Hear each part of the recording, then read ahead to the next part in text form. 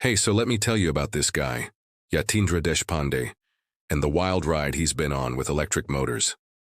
I know, electric motors doesn't sound like the most exciting thing to talk about over coffee. But trust me, this is actually a big deal, like world-changing stuff. And it all ties back to something you probably don't think about much, where the stuff in our gadgets and cars actually comes from, and how much we depend on other countries, especially China, for the materials that make all this tech work. So Yatindra, or Yat as his friends call him, is one of those people who's kind of obsessed with how things work. He's got the engineering chops, studied in India, did his PhD in Texas, and then worked at some seriously cool places like Apple and Lucid Motors. You know Lucid, right? The electric car company that makes those super sleek luxury EVs. Yeah, he was one of the brains behind their motors. But what's really interesting is what he's doing now. A couple years ago, Yat and a buddy of his, Ankit Samani, started this company called Conifer. Their whole mission? To build a better electric motor, one that doesn't rely on rare earth metals. Now, here's where it gets interesting. Most electric motors, like the ones in Teslas, your fridge, or even your kid's toy cars, use these special magnets made from rare earth elements like neodymium and dysprosium. The catch?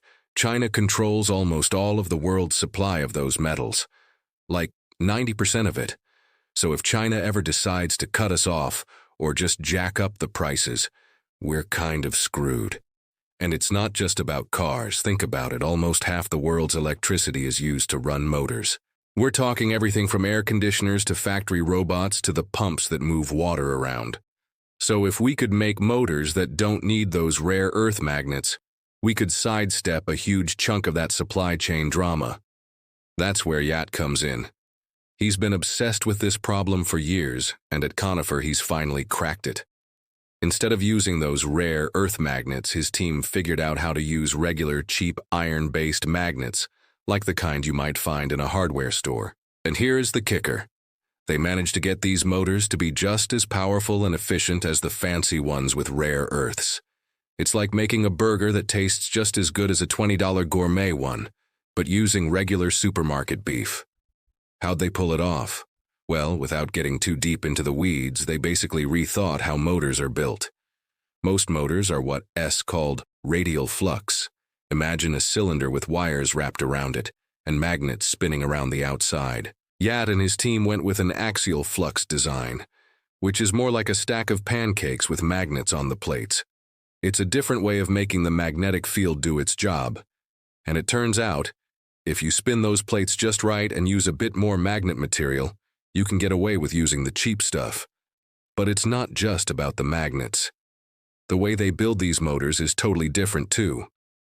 Usually, making motors is a pain, lots of specialized tools, stamping out steel parts, winding copper wires by hand or with expensive machines. At Conifer, they took a page from how batteries are made, think Tesla AS gigafactories, and came up with a way to build motors using software-driven processes. So instead of retooling the whole factory for every different motor size, they can just tweak the software and make a new motor on the same line. It's like 3D printing for motors almost. That means they can make motors faster, cheaper, and with way less waste. And get this, they claim they can cut the cost of making some of the key parts by 90%. That's huge. It means you could have American-made motors that are just as good as anything coming out of China, but without all the headaches of tariffs, shipping delays, or geopolitical drama. Now, you might be thinking, okay, but who cares? Isn't this just for car geeks? Not at all. The first place they're rolling this out is in small vehicles. Think scooters, motorcycles, e-bikes, lawnmowers, even tractors. There are over 1 billion of these little gas engines out there, especially in places like India, Southeast Asia, and Africa. Most of those places can't afford Teslas, but they all need cheap, reliable transportation. If you can swap out a dirty, noisy gas engine for a quiet, clean electric one that's actually affordable, you've just opened up a massive market. And it's not just overseas. Here in the States, think about all the landscaping crews, golf carts, delivery scooters, and even those little vehicles you see zipping around college campuses. All of those could go electric. And with motors that don't depend on rare earths, you're not at the mercy of whatever's happening in Beijing. One of the first companies to jump on this is a startup in LA called Lyra Energy. They're building high-end electric scooters for places where people rely on two-wheelers every day. The CEO there, Criswell Choi, said something that really stuck with me. Supply chain flexibility is incredibly valuable, especially as we begin to expand our operations. In the long run, I believe that with Conifer, we have the potential to lower system costs, particularly as we become less reliant on rare earths. In plain English, if you don't have to worry about China's rare earths, you can build your business faster and cheaper. But the potential goes way beyond scooters. Remember how I said almost half the world's electricity goes into running motors? That means factories, office buildings, farms, anywhere you need to move something, spin something, or pump something. If you can make those motors cheaper and more efficient, you're not just saving money, you're cutting down on energy use, which is a big deal for the climate. And the timing couldn't be better. There's been a lot of talk lately about reshoring manufacturing, bringing jobs and factories back to the US. But that only works if you can actually get the materials you need.